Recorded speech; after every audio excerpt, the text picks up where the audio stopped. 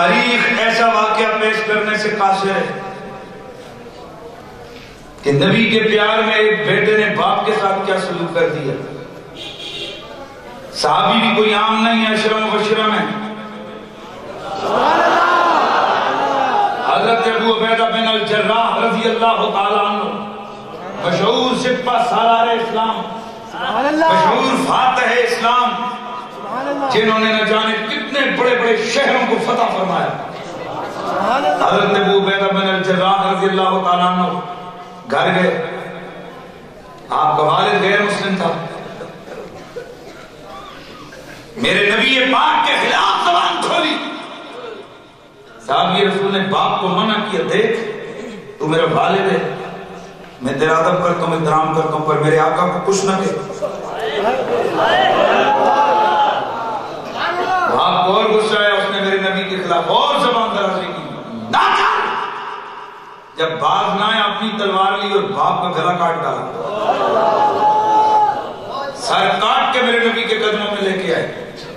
میرے آقا نے فرمایا یہ کس کا سر لے کے آئے؟ عرض کیا یا رسول اللہ اپنے باپ کا سر۔ آج یہ بات تو لوگوں کو یاد ہے کہ اللہ کے نبی نے گستاخ رسول اور جو حضور پہ کانٹے پھینکتی تھی حضور نے اس کو معاف کر دیا۔ وہ حضور ہے جس کو چاہے معاف کرے، جس کو چاہے پکڑ کے قتل کروا دیں، پر غلام تو معاف نہیں کر سکتا۔ غلام کا کام معاف کرنا نہیں ہے، غلام کا کام ہے جو رسول کی بیعت بھی کرے، اس کے ناپاک وجود سے دھرتی کو پاک کر دے۔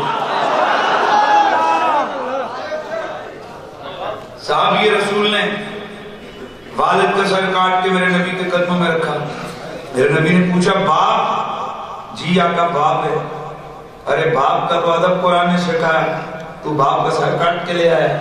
لا تقل لہما اف ولا تنہرہما وقل لہما قولا کریما۔